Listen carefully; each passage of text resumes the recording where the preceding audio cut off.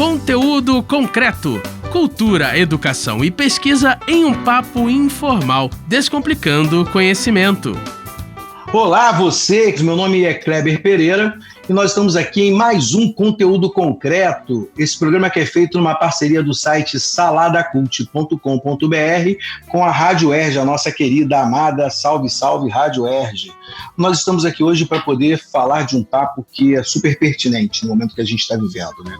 A gente está vivendo no meio de uma pandemia, uma epidemia que virou uma pandemia e tomou conta de tudo, do mundo todo, tal, e chegou no Brasil, e os profissionais de saúde estão bem no olho desse furacão.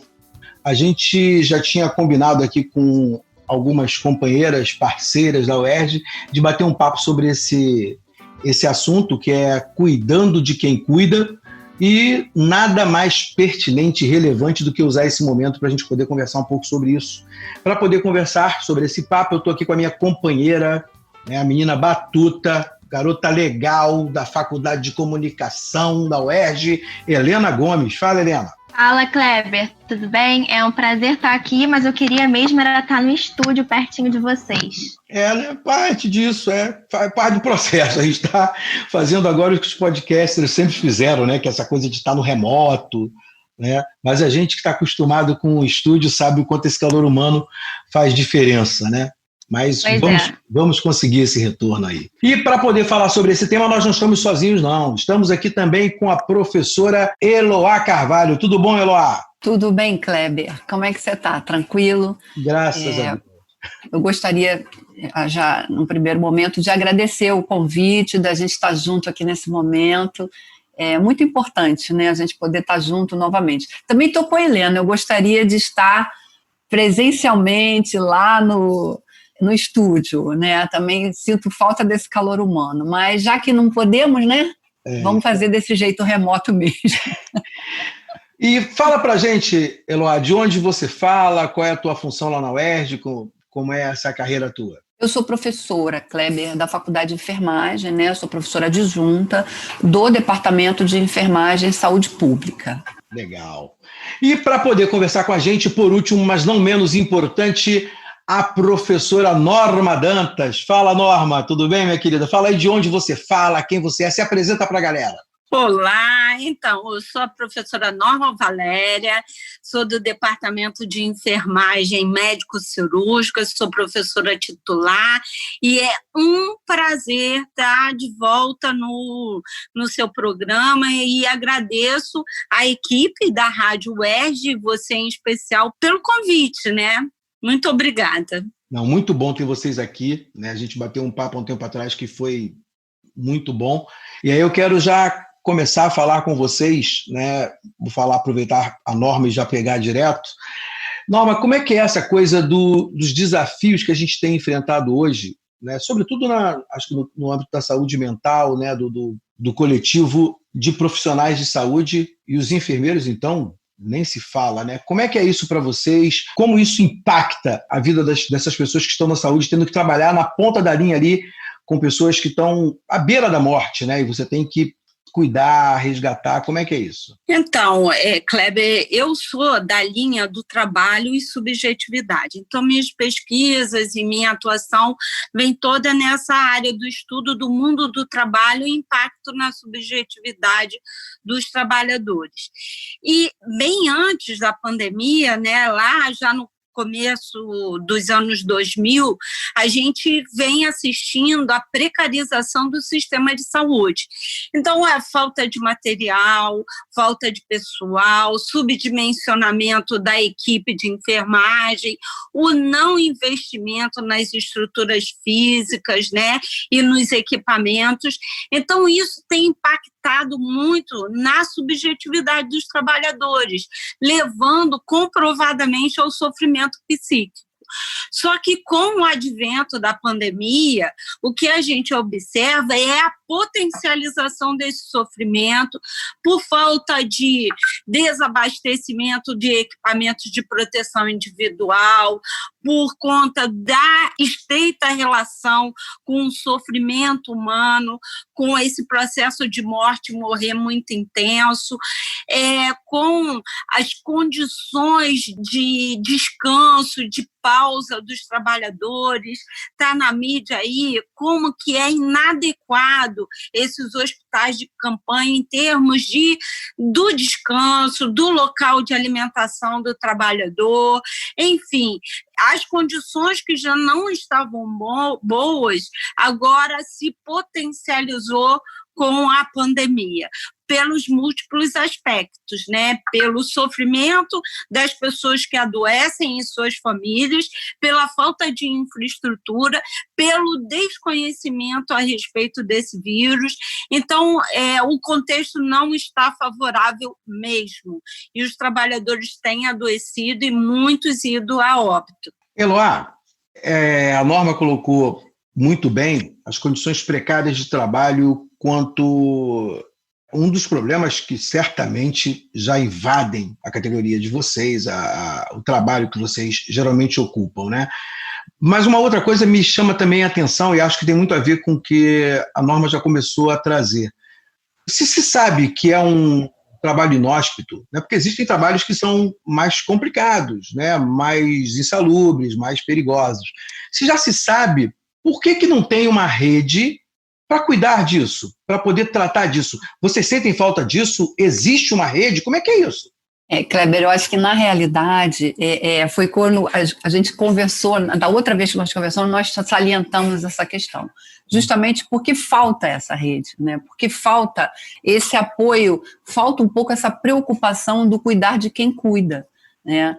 A gente fala sempre do cuidar do outro, mas a gente esquece do cuidar de nós mesmos, entre nós, de nós mesmos no nosso dia a dia, né? Faz falta essa preocupação. E eu concordo com a Norma que, na verdade, a pandemia ela está apenas escancarando uma coisa que já existia. Ela escancara a desigualdade social no Brasil, por exemplo, e ela escancara os riscos de uma profissão que sempre esteve na linha de frente. Sempre esteve, a enfermagem, por exemplo, sempre esteve na linha de frente, cuidando do outro, né? E sempre teve esses problemas todos que estão sendo apontados, eles sempre existiram. E aí vem uma pandemia que potencializa, como Norma falou muito bem, tudo isso, ela está escancarando aí para o mundo. Olha, é assim que a coisa acontece, né? Então, faz a gente parar e pensar mais ainda que nós temos que cuidar de quem cuida, né, cada vez mais, né? Imagina essa pessoa que está na linha de frente. Ela também tem uma vida, né? Ela também tem uma família.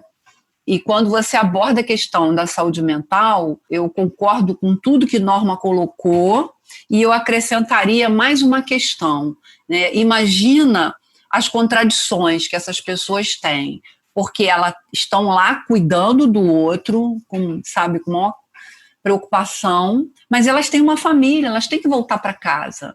E o medo de contaminar o seu familiar. E o medo de levar a doença para alguém que ela ama, que convive com ela. Isso também gera angústia no profissional, isso também gera adoecimento nesse profissional, né? Então, nós temos que pensar nisso também. A gente tem vivido uma realidade, diante disso que vocês têm falado, que é a realidade de como a informação é posta. E a gente tem dois movimentos, né, que a gente tem percebido. Um deles é esse movimento estranho da antivacina, né? Eu fico pensando como é que os profissionais de saúde encaram um movimento como esse, que é um movimento de informação, basicamente, que ignora a prevenção, que tira a prevenção do foco, né? Como é que vocês veem essa questão da informação e do impacto que a informação tem no cuidado? Eu acho a informação, ela é super importante. Eu sou da área de saúde pública, né, Kleber? Então, a gente trabalha com prevenção o tempo inteiro. E a informação para a gente, ela é extremamente importante. Então, eu vejo o que a gente está percebendo hoje, que você tem duas questões, as fake news e a infodemia. São duas situações que estão levando a informação para um lado errado, vamos dizer assim, um lado que ela não ajuda, né? Ela atrapalha, tá? Em relação ao movimento antivacina, ele é preocupante, ele é muito preocupante. Ele já existe há muito tempo, né? Eu que trabalho na saúde pública, vejo isso acontecendo já há muito tempo. Isso traz para a gente, né, como exemplo, a questão do sarampo. Nós já estávamos numa fase de controle e, de repente, o sarampo volta a acontecer como se aquele tempo todo nosso, aquele trabalho todo nosso tivesse sido perdido, né, por um movimento anti-vacina, que também vem de uma informação também errada lá atrás, né, que a informação errada parece que ela vem muito rápido, né. Quando você vem com a informação correta, ela parece que não vem na mesma velocidade, enfim, eu não sei muito bem como isso acontece, né? Mas eu acho que a informação, ela é importante, ela é muito importante, ela ajuda muito a gente na prevenção. Mas do jeito que a coisa está acontecendo, ela está atrapalhando, entendeu? No desenrolar da pandemia, por exemplo. Vocês, e aí Norma, né, principalmente, porque a Eulá falou um pouco sobre isso, a gente falou do movimento antivacina, mas tem outro movimento, né, que é a prescrição de remédios de maneira alhures. Já era uma complicação no Brasil a automedicação, né, pessoas que tomam omeprazol direto, pessoas que tomam antigripal direto, pessoas que tomam remédio para dor nas costas, totalmente sem prescrição médica, vários anti-inflamatórios e tal. Chega a pandemia e todo mundo pensa como sempre pensou. Quanto mais rápido eu atuar, eu não preciso ir no médico. Para vocês, né, para você, Norma, leva a algum reflexo de preocupação para quem está na ponta ali, deixando de fora o cuidado médico para fazer um autocuidado? Sim, preocupa muito, porque, primeiro, né, vamos pensar não só o momento atual, mas alguns medicamentos, Kleber, que as pessoas estão utilizando, como no caso da cloroquina, ele tem muitos efeitos colaterais e não tem comprovação ainda de qual é o benefício durante a pandemia.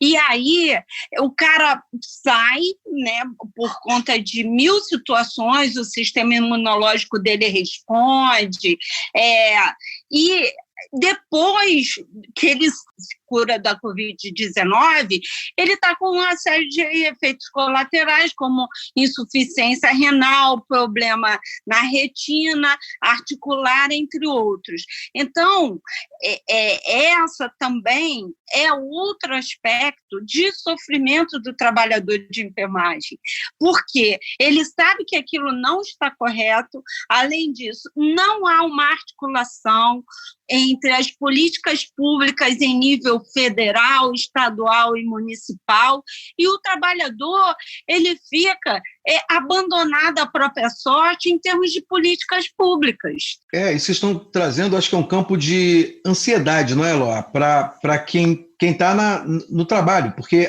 a Norma tocou numa coisa que agora me chamou a atenção também, né? Ainda tem os seus parentes, né? Que acabam sendo levados pela mesma linha e vem trazer confirmações aos profissionais de saúde que estão dentro de um verdadeiro redemoinho, né, de questões e são atacados para que ajude na automedicação. Isso também acontece? Muito. E a família pressiona muito também, né?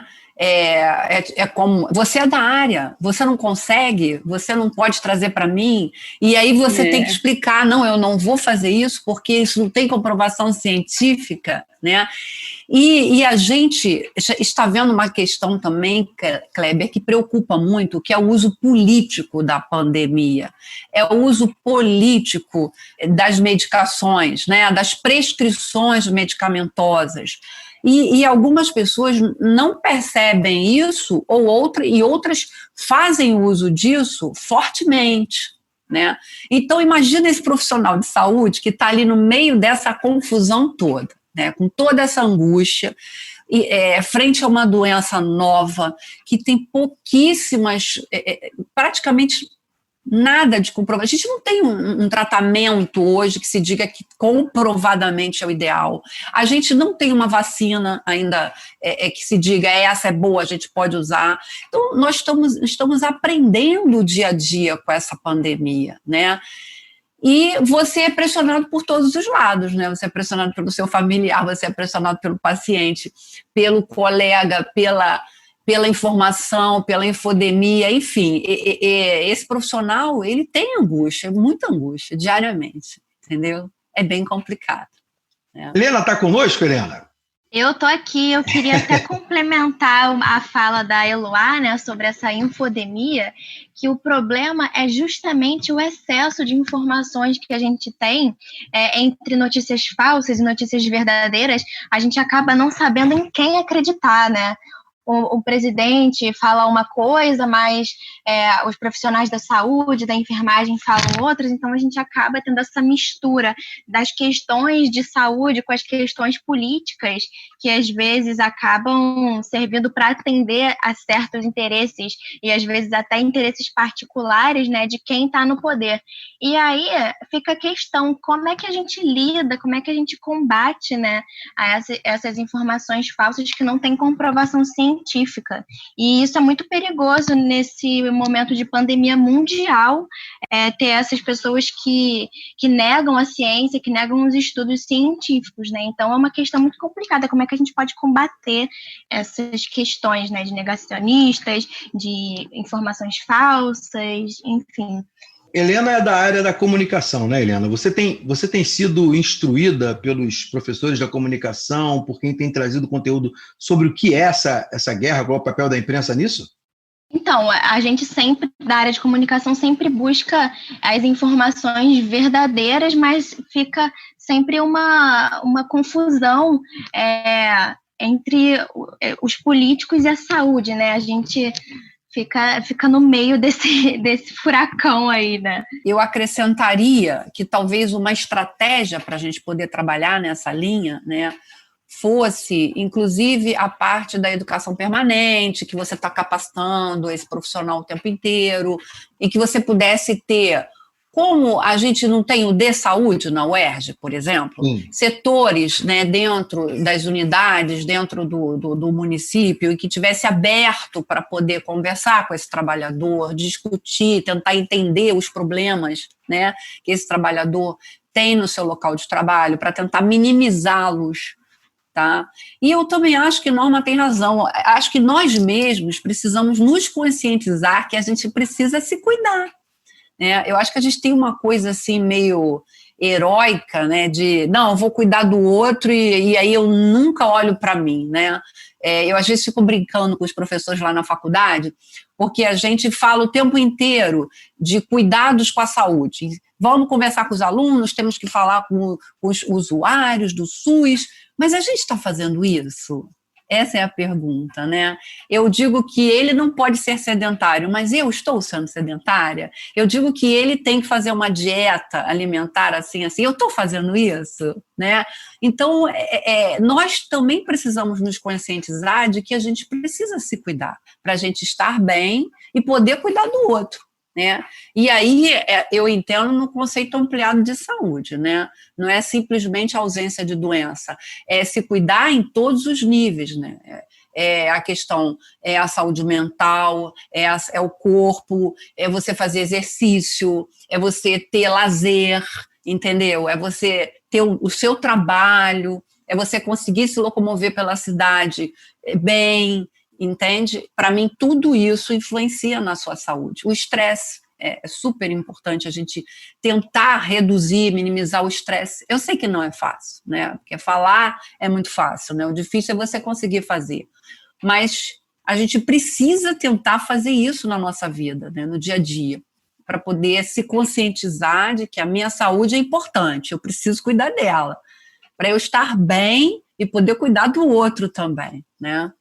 Mas assim, algumas coisas ficaram para mim muito claras, né? A gente tem um quadro que vocês pontuaram muito bem, que não é um quadro novo, é um quadro que já vinha pintado antes, quando a gente fez outro programa, quando a gente falou sobre o cuidado das pessoas, o cuidado do outro. A gente já falou sobre isso, que quem cuida também precisa de cuidado, que é uma dimensão que precisava ser tratada.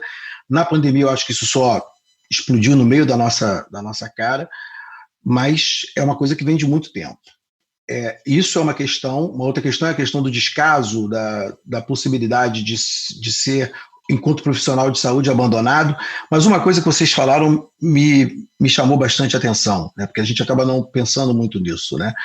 Na coisa da autopreservação, né? Do autocuidado, da necessidade de entender que a gente tem os limites nossos, né? E essa ideia de sacerdócio, eu sou professor, né? E eu lembro que quando eu parei de lecionar, foi justamente por causa disso, né? Porque a gente acaba sendo envolvido por essa ideia de que estamos dando para o outro alguma coisa que é muito importante, que é muito cara, que é muito digna, e você acaba comprando uma ideia de sacerdócio que, na verdade, te prejudica, né? E vocês já caíram nessa armadilha. Agora eu queria, só para poder fechar, o testemunho de cada uma de vocês, se isso para vocês algum dia bateu de maneira mais forte, né? Essa coisa, como o sacerdócio, a entrega, colocou algumas de vocês em risco. Como é que foi para você, Norma? Então, a gente, quando escolhe a enfermagem, a gente escolhe um pouco com essa coisa da missão, da doação, né? E até você se desintoxicar, né? E ver que a sua profissão é uma profissão, né, que envolve uma prática social, envolve cientificismo, ética e mais envolve humanização, demora um pouco. Isso é um amadurecimento que o profissional tem à medida que ele estuda, que ele vive. Então, eu me lembro de uma situação que eu botei em risco a minha própria vida porque estava sem equipamento de proteção individual, isso quando eu era residente no começo do HIV/AIDS.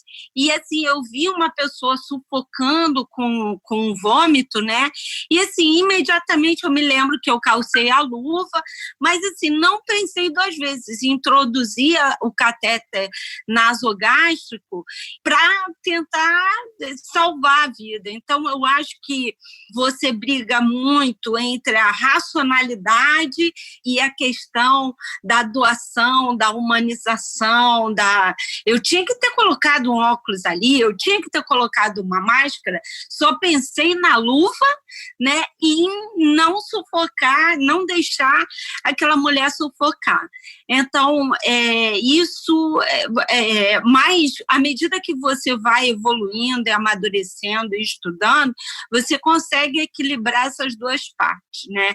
Vou preservar minha saúde, meu autocuidado, mas também não vou descumprir com o meu juramento profissional, que é assegurar a vida, né, o direito à saúde, entre outras situações. Eloá, e aí, para você, Eloá, como é que isso chega?